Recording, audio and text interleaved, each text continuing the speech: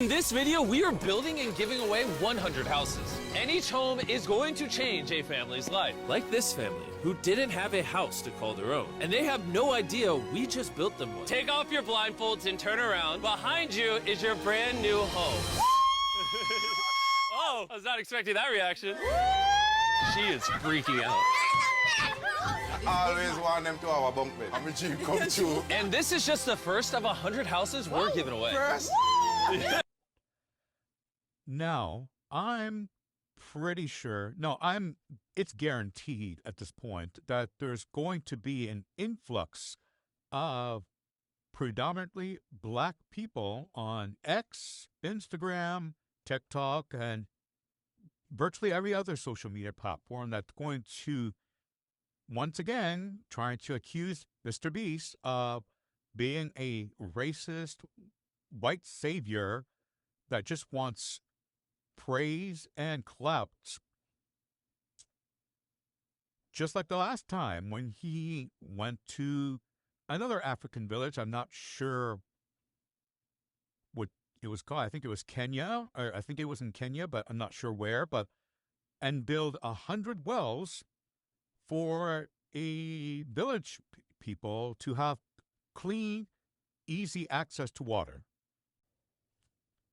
They're just going to keep calling him a racist or some kind of like white savior type again and try to reprimand him instead of directing all that anger towards the African governments that are blatantly disregarding these village people.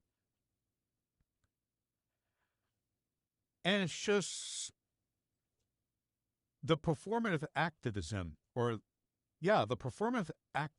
virtue signaling in this context. It's just gets on my fucking nerves. Some of you black people out there are just so fake with your outrage and your like social justice that you don't actually tackle the root of the problem. Meanwhile, you have this rich white man that is actually using his platform and his money and his for good to bring actual charity and actual philanthropism, or being an actual philanthropist, actually helping people in the world, and you're mad at that. Actually do something useful instead of just complaining on social media.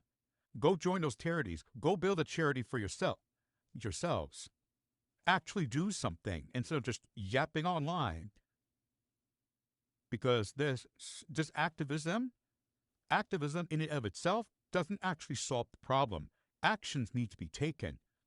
Laws need to be lobbied, or people need to actually go into these governments, actually do stuff, actually address the issues. Go support non-profit charity organizations or actual organizations that are actually doing something,